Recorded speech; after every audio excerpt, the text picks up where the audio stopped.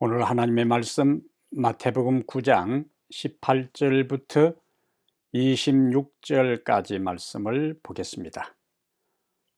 예수께서 이 말씀을 하실 때에 한 관리가 와서 절하며 이르되 내 딸이 방금 죽었사오나 오셔서 그 몸에 손을 얹어 주소서. 그러면 살아나겠나이다 하니 예수께서 일어나 따라가심에 제자들도 가더니 12해 동안이나 혈루증으로 앓는 여자가 예수의 뒤로 와서 그 겉옷가를 만지니 이는 제 마음에 그 겉옷만 만져도 구원을 받겠다 함이라. 예수께서 돌이켜 그를 보시며 이르시되 딸아 안심하라. 내 믿음이 너를 구원하였다 하시니 여자가 그 즉시 구원을 받으니라. 예수께서 그 관리의 집에 가사 피리 부는 자들과 떠드는 무리를 보시고 이르시되 물러가라. 이 소녀가 죽은 것이 아니라 잔다 하시니 그들이 비웃더라. 무리를 내보내신 후에 예수께서 들어가사 소녀의 손을 잡으심에 일어나는지라. 그 소문이 그 온 땅에 퍼지더라. 26절까지 말씀을 보았습니다.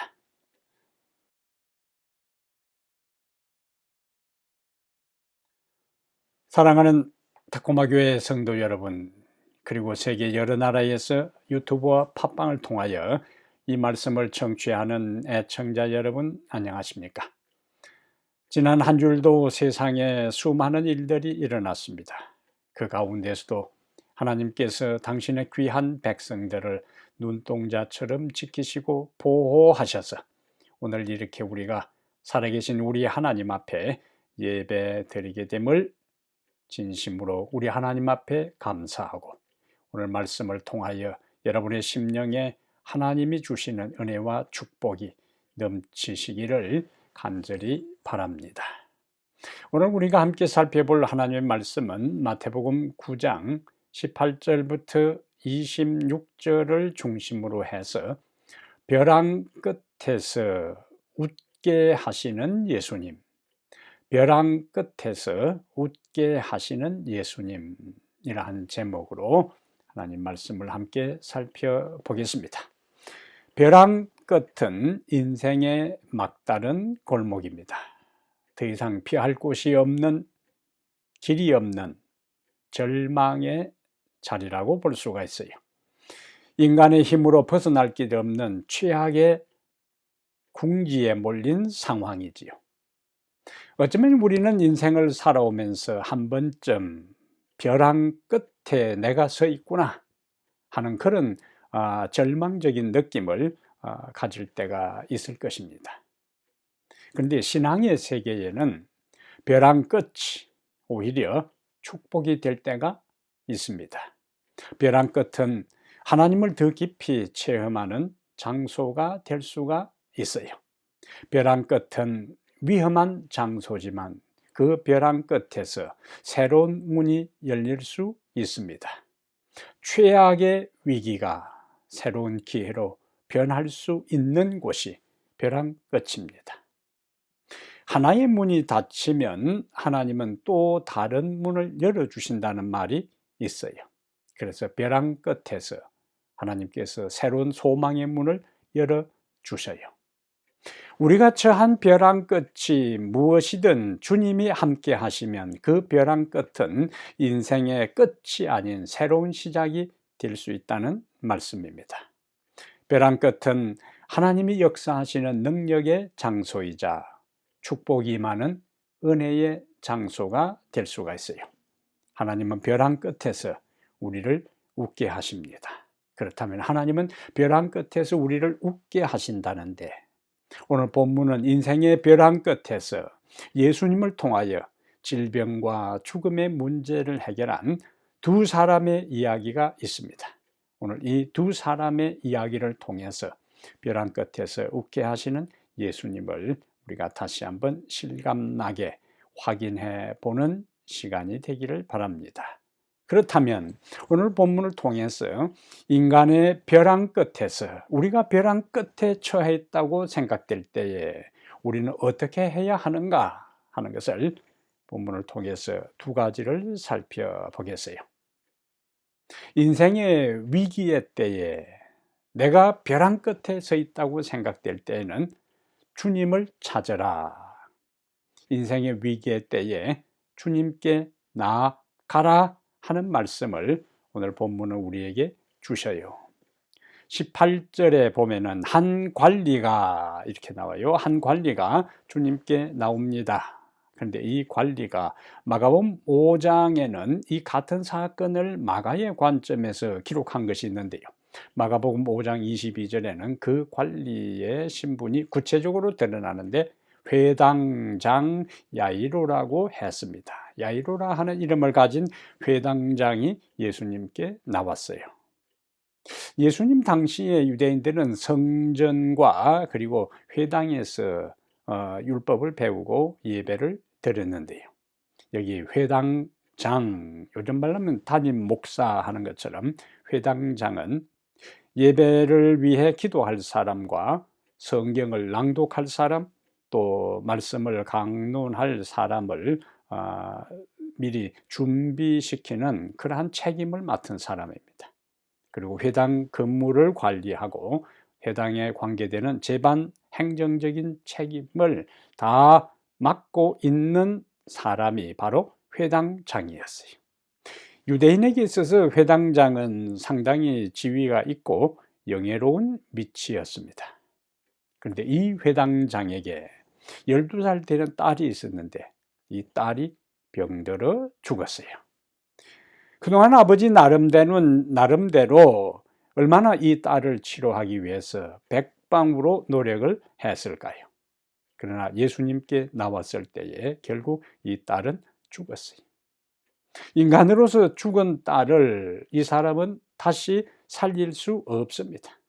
아무리 사랑하는 딸이라도, 아무리 그가 회당장으로서 사회의 존경을 받고 지역사회에 영향력이 있는 유지라 할지라도, 종교 지도자라 할지라도 이미 죽은 12살 되는 딸을 살릴 수가 없어요. 인간의 한계 상황입니다. 벼랑 끝에 내몰린 것입니다. 그러다가 이 회당장 야이로, 이 12살 소녀의 아버지는 예수님의 소식을 들었어요. 소문을 들었어요. 예수님께서 귀신을 쫓아내고, 예수님께서 파도를 잔잔하게 하고, 예수님께서 각종 질병을 고치신다는 소문을 그는 익히 잘 듣고 있었습니다. 그동안에 그러한 소문은 자기와는 상관없는 일이었어요. 그러나 막상 자기의 딸이 죽었을 때에는 가만히 있을 수가 없었어요. 그 예수님을 찾아 나섭니다. 그리고 예수님에게 완전히 꿇어 엎드려 요청을 해요. 우리 딸이 지금 죽었습니다. 우리 집에 오셔서 우리 딸에게 손을 얹어 그를 다시 살려달라고 부탁을 합니다. 다른 성경에는 간곡히 부탁을 했다고 했어요. 앞에서 우리가 살펴본 것처럼 회당장은 나름대로 종교 지도자요. 당시의 예수님은 유대 지도자들에게 부정적인 평가를 받고 있는 상황이었습니다. 이러한 부정적인 평가를 받고 있는 사람인 예수에게 와서 무릎을 꿇고 도움을 요청한다 하는 것은 회당장의 지위에서 파면될 수도 있고 자기 동료들에게 따돌림을 받을 수 있는 여러 가지 위험 부담이 있었습니다. 그럼에도 불구하고 이 회당장은 자기 딸을 살려야 되겠다는 일념 하나로 예수님께 와서 겸손히 무릎을 꿇었다 하는 것은 하나님 앞에 나올 때에 우리의 자세가 겸손해야 된다 하는 것이고, 하나님께 대한 경외의 마음을 가져야 된다는 것이고, 그리고 그는 내 딸에게 와서 손을 얹어 낫게 해달라 하는 것은 믿음을 이야기합니다. 우리가 하나님 앞에 나갈 때에 가져야 할 두 가지 핵심적인 요소가 여기에 나와 있어요. 회당장 야이로가 예수님께 자기 딸을 살려달라고 부탁하기 위해서 나왔을 때의 두 가지 모습. 하나는 하나님께 대한 경외심, 그리고 하나님께 대한 믿음. 이 두 가지 요소는 언제나 우리가 하나님 앞에 나올 때에 가져야 할 중요한 요소가 됩니다.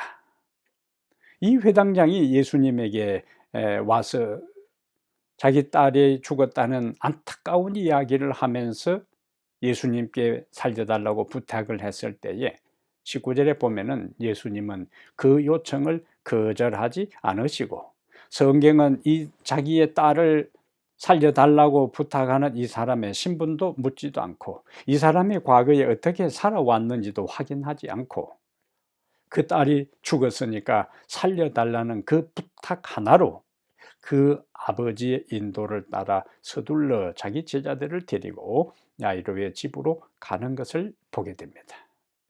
회당장 야이로는 딸의 죽음이라는 벼랑 끝에 섰어요. 그런데 이때에 이 회당장은 바로 주님 앞에 나왔습니다. 주님을 찾았어요. 오늘 본문에는 벼랑 끝에 선 또 다른 사람이 주님 앞에 나오는 이야기가 연이어 전개됩니다. 예수님께서 회당장과 함께 회당장의 집으로 부지런히 발길을 옮기고 있을 그때에 20절에 보면은 12년 동안 혈루증으로 고생한 여인이 주님께로 나옵니다. 오늘 본문에 12, 회당장의 딸은 12살이요.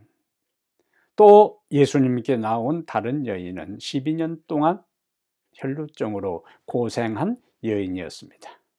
이 여인은 예수님께 나와 그의 겉옷만 만져도 내 혈루병이 낫겠다는 믿음을 가지고 나와 예수님의 겉옷을 만졌어요. 이 여인은 지칠 대로 지친 여인이었습니다. 성경에 보면 의사도 그를 고치지 못했어요. 의사가 고쳤으면 예수님께 나오지를 않았지요. 병세가 점점 악화되었어요. 병세가 차도가 있었다면 나오지를 않았지요. 재산은 탕진했다고 했어요. 아직 경제적인 여유가 있으면 계속 다른 의사를 찾고 다른 약을 처방받아 치료를 해 보았을 것입니다. 의사도 고치지 못했어요. 병세는 점점 악화되었습니다. 재산은 다 의사와 그리고 약을 처방하는데 다 탕진했어요. 몸과 마음은 다 망가졌습니다. 이러한 것을 종합적으로 마가복음 5장 26절에는 많은 의사에게 한두 의사를 찾아본 것이 아니에요. 유용하다는 의사는 다 찾아가 본 것입니다.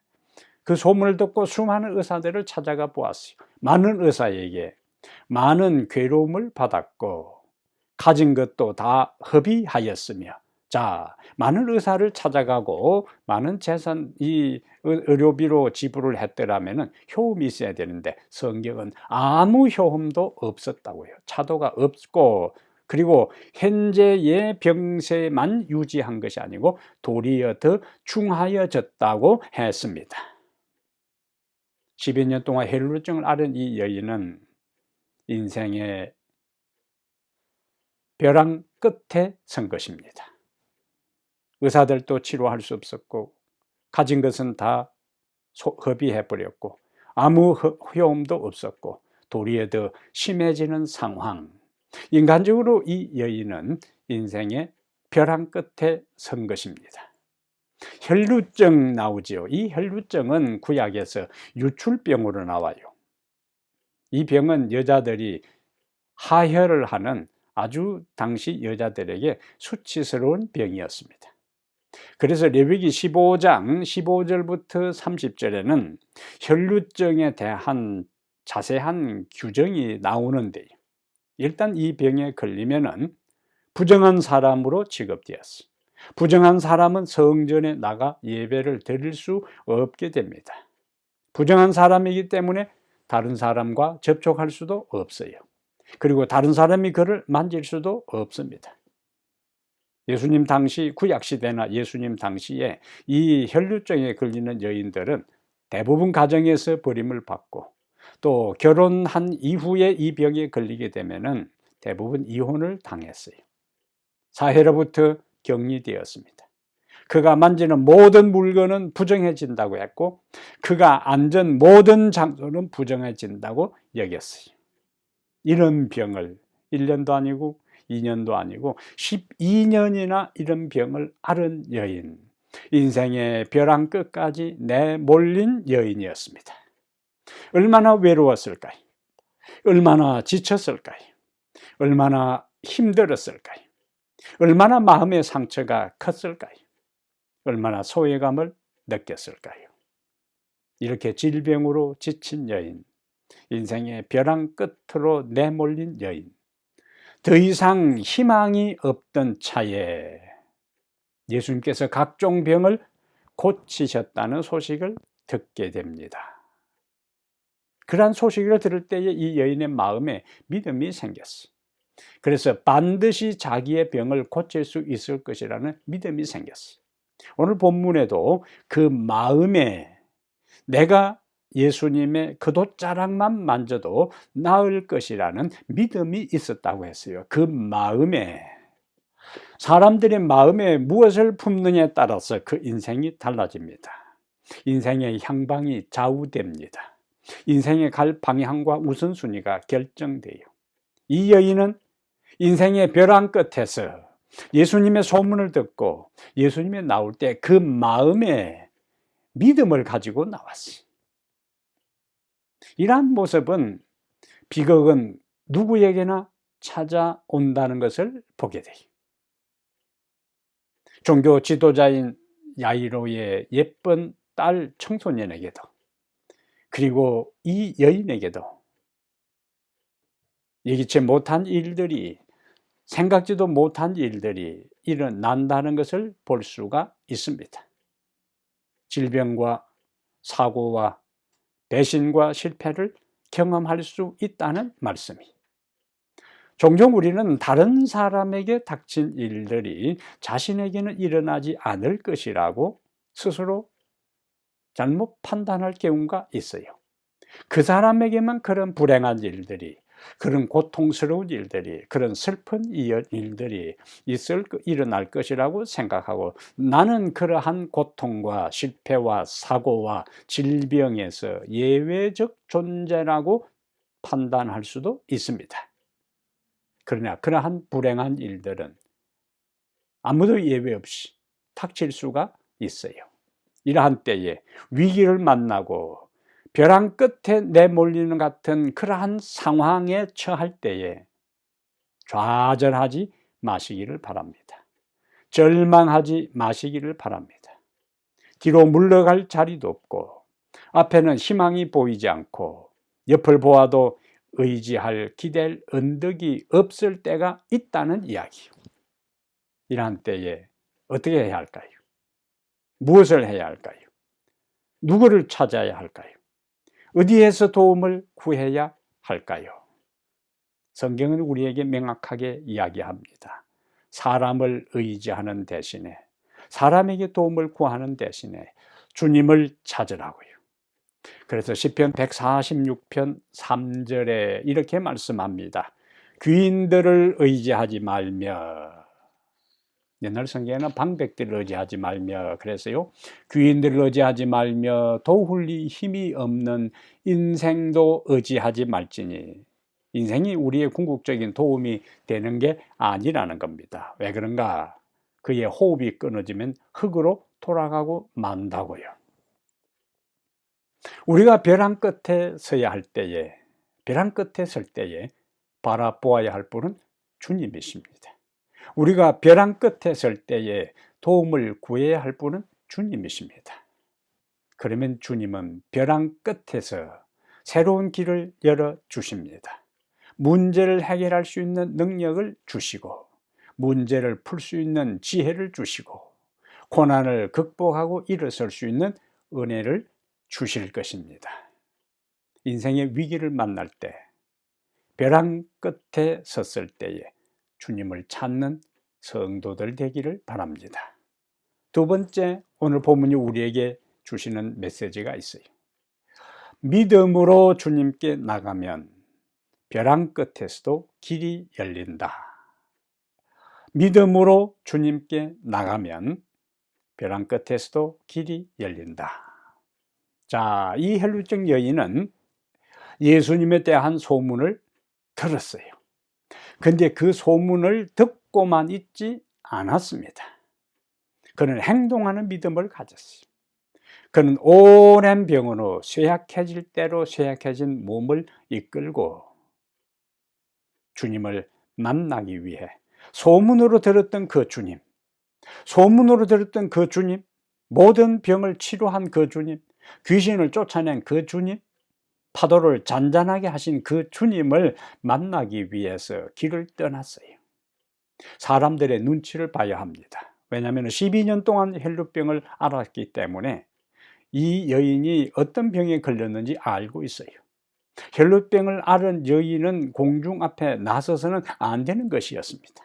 그래서 사람들이 그런 사람이 공중 앞에 나오면은 돌을 던져서 쫓아내었어요.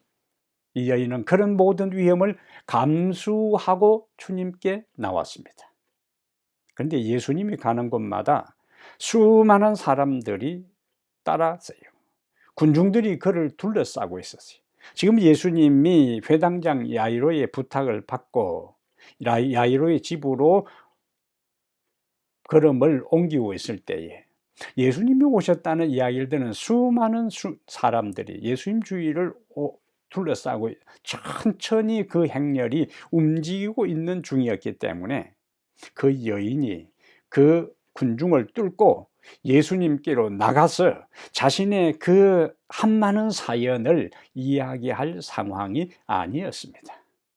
몇 번이나 예수님께로 가까이 나가기 위해서 사람들을 뚫고 이 예수님께로 가까이 접근하려고 했지만은 번번이 군중들에게 떠밀려 뒤로 물러날 수밖에 없었어요. 근데 여러분, 여기서 반전이 일어납니다. 시대소망 344페이지. 저는 이 구절을 읽을 때마다 마음에 뭉클한 감동을 받습니다. 어떤 반전이 일어났을까요? 자, 이 여인이 예수님을 만나기 위해서 가까이 접근하기 위해서 사람들을 뚫고 자기 나름대로 최선을 다해 들어가 보려고 했지만은 12년 동안 혈루병을 앓는 쇠약한 몸으로는 그 군중들 틈새를 비집고 들어갈 수가 없었어요. 어떤 반전이 일어났는가? 그 여자가 거의 절망하게 되었을 때, 시대소망 344페이지 이야기. 그 여인이 거의 절망하게 되었을 때에 예수께서는 무리를 헤치고 나가시면서 그 여자가 있는 곳에 가까이 오셨다. 아멘. 이 여인이 무리를 헤치고 예수님께 나간 것이 아니고 예수님께서 무리를 헤치고 나가시면서 그 여자가 있는 곳에 가까이 오셨다. 무엇을 우리에게 시사할까요? 예수님은 수많은 군중들 속에서 이 여인의 마음을 읽으셨어요. 예수님은 수많은 사람들에게 둘러싸여서 지금 야이로의 집을 가는 와중에서도 이 여인의 그 기막힌 사연, 그 서러운 인생을 다 아셨어요. 그리고 그 여인이 그 질병에서 노연함을 얻기 위해 소문을 듣고 자기에게 찾아왔지만은 자기를 만나지 못하고 밀려 자꾸 뒤로 밀려가는 것을 알고 있었습니다. 그래서 이 여인이 있는 곳으로 군중들을 헤치고 가까이 오셨어요. 우리가 간절한 마음으로 주님을 만나고자 하는 마음이 있으면 주님은 우리에게 가까이 오셨어요. 우리가 그를 만나게 하십니다. 여인의 입장에서는 뒤로 몇 번이나 밀려난 상태에서 거의 절망하게 되었을 때에 오늘 이 시간 이곳을 지나가는 예수님을 만나지 못하면 내 인생 여기서 이제 끝났다고 절망하는 그 순간에 예수님이 자기가 있는 쪽으로 다가올 때에 이 여인의 마음이 얼마나 긴장되었을까요? 얼마나 가슴이 두근거렸을까요? 그에게는 그의 인생에 두 번 다시 찾아올 수 없는 절호의 기회, 천재 일후의 기회였습니다. 여인은 이미 21절에서 그 마음에 그 돈만 만져도 구원을 받겠다는 믿음으로 나왔기 때문에 앞으로는 예수님 앞에는 당당히 나가지를 못하고 주님의 뒤에서 그 돛을 만졌어요. 그 순간에 그 여자는 자기의 온몸에 활력이 돌면서 자기의 쇠약해진 몸의 활력과 원기가 회복되는 것을 알았어요. 자기가 치료됐다는 것을 본능적으로 느끼게 됩니다. 어째서 어떻게 하여 이러한 일이 일어났을까요? 어떻게 그 여인이 예수님께서 내 병에서 노연함을 받았다, 치료되었다라는 말씀도 하시기 전에 예수님 몸을 만진 것도 아니고 겉옷자락만 만졌는데 어떻게 이런 일이 일어났을까요? 자칫 잘못하면 예수님의 겉옷자락만 만져도 낫는다 하는 미신이 횡행할 수도 있는데, 시대소망 344페이지에는 그 한 번의 만짐에 그 여자의 일생의 믿음이 집중되었고 그 즉시로 그 여자의 고통과 쇠약함은 완전한 건강의 활력으로 바뀌었던 것이다 라고 했습니다. 이 여인이 회복된 것은 그 예수님의 겉옷자락을 만진 것이 아니라 그 겉옷자락을 만지는 믿음이었다. 그 한 번의 만짐에 그 여자의 일생의 믿음이 집중되었고 그 즉시로 여자의 고통과 쇠약함은 완전한 건강과 활력으로 바뀌었다고 했습니다. 여인이 이제 자기 몸에 활력을 얻었기 때문에, 자기가 회복되었다는 것을 알았기 때문에 재빨리 그 자리에서 벗어나려 할 때 주님이 말씀합니다. 주님은 때로는 눈치도 없는 것처럼 행동하셔요. 누가복음 8장 46절에 내게 손을 댄 자가 있도다. 이는 내게서 능력이 나간 줄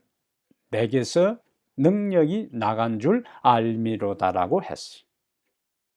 가만히 있지를 못하는 베드로가 나섭니다. 아이고 예수님, 이 주변의 사람들이 다 예수님 주변에서 이 사람도 예수님께 손을 대고 저 사람도 손을 대고 하는데, 그리고 지나가는데 누가 예수님의 몸에 손을 댄 줄 알 수가 있습니까? 내게 손을 댄 자가 있도다. 내게서 능력이 나간 줄 알미로다. 자, 이 장면을 엘리지 화이트는 이렇게 설명합니다. 시대소망 344페이지에 구주께서는 믿음으로 만지는 것과 무관심한 군중의 우연한 접촉을 구별하실 수 있으셨다. 아멘. 그리고 주님은 그에게 말씀합니다. 22절에 따라 안심하라. 네 믿음이 너를 구원하였다 하시니 여자가 그 즉시 구원을 받으니라. 육신은 이미 병든 몸은 그 한 번의 만짐에 일생의 믿음을 집중시켜 만질 그 순간에 육신은 건강해졌어요. 그 다음에 예수님은 그 영혼의 구원을 약속했습니다. 12년의 고통에서 벗어난 놀라운 역사가 일어난 것입니다. 주님은 그 여인의 벼랑 끝에서 웃게 하셨어요.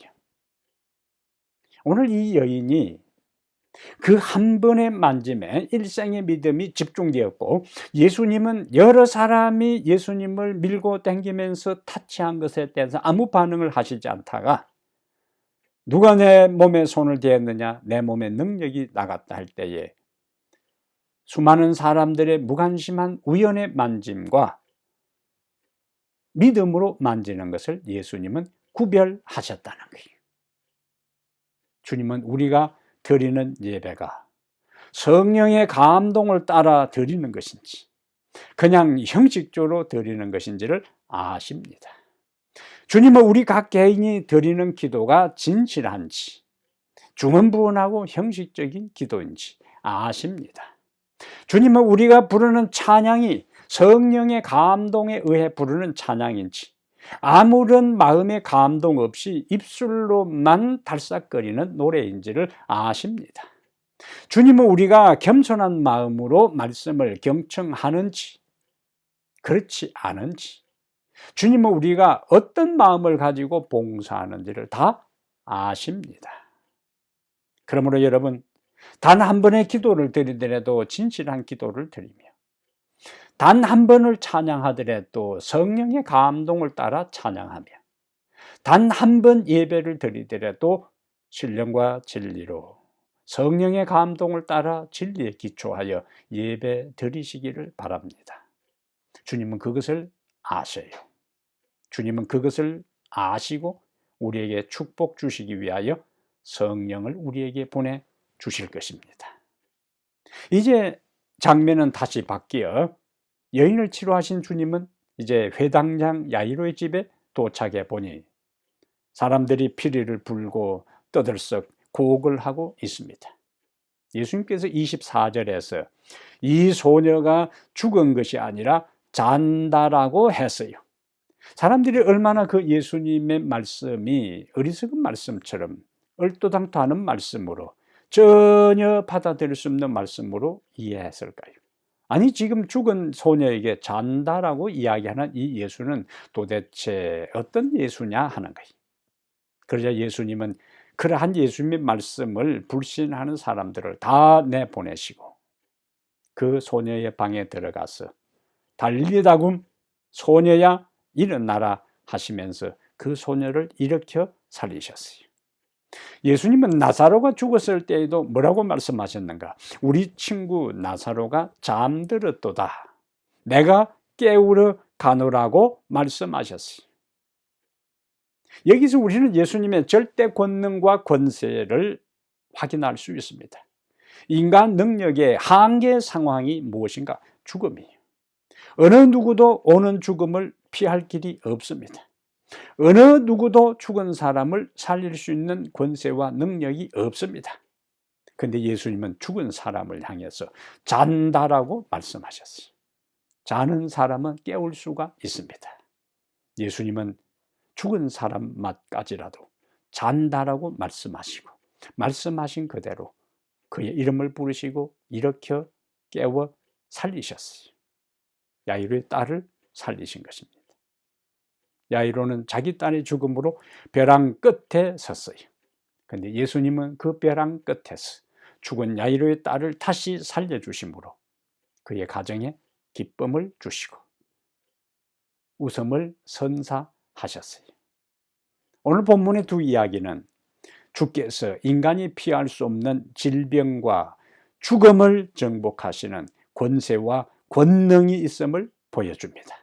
지금까지 우리는 예수님께서 모든 질병을 고치시고 귀신을 쫓아내는 권능이 있었고 바람과 파도를 잔잔하게 하는 자연을 지배하는 능력이 있었고 드디어 오늘은 죽은 사람까지라도 살릴 수 있는 권세와 능력이 있는 것을 보여주셨는데 이것은 바로 예수님이 세우실 하나님의 나라가 어떠함을 우리에게 미리 예표로 보여주는 것입니다. 그래서 계시록 21장 4절에 다시 하나님의 나라의 이야기, 다시 사망이 없고 애통하는 것이나 곡하는 것이나 아픈 것이 다시 있지 아니할 것이라고요. 하나님의 나라입니다. 그 나라가 멀지 않았습니다. 그러므로 사랑하는 여러분, 살다 보면 한 번쯤은 인생의 벼랑 끝에 선 것 같은 막다른 골목에 우리가 처할 때가 있습니다. 오늘 본문에 나오는 두 사람의 이야기는 바로 그것을 우리에게 보여주세요. 그런데 여러분, 인간의 궁지는 하나님께서 일하실 때입니다. 그 최악의 순간이 하나님께서 길을 여실 때입니다. 회당장 야이로의 죽은 딸을 잔다라고 말씀하시고 그 딸을 주님은 일으켜 다시 살리셨어요. 인간의 한계 상황이 주님에게는 아무 문제가 되지 않습니다. 얼마나 든든합니까? 얼마나 감사합니까? 얼마나 위로가 됩니까? 얼마나 용기가 됩니까? 우리는 바로 그 주님을 믿는 사람들입니다. 이제 벼랑 끝에 선 것 같은 최악의 상황에서도 죽은 사람을 잔다라고 말씀하시고 깨우신 그 능력의 주님께로 믿음으로 나가게 되기를 바랍니다. 믿음으로 떨리는 손을 우리가 내어밀 때 잡아주시고 우리의 고통스러운 문제를 해결해 주시고 벼랑 끝에서 마침내 웃게 하실 그 주님을 늘 바라보고 신뢰하고 살아가는 성도들 되시기를 이 시간에 간절히 바랍니다. 벼랑 끝에서 우리를 웃게 하시는 하나님, 당신의 귀한 아들을 우리에게 보내주셔서 그 은혜를 우리가 경험하게 하시니 감사합니다. 살다 보면 인간의 막다른 골목, 인간의 지혜와 능력과 경험으로 어찌할 수 없는 절박한 상황에 처할 때에 막다른 인생의 벼랑 끝에서도 웃게 하시는 주님의 능력이 있음을 우리가 확신하고 살아가게 해 주시옵소서. 우리 주 예수님 이름으로 기도합니다. 아멘.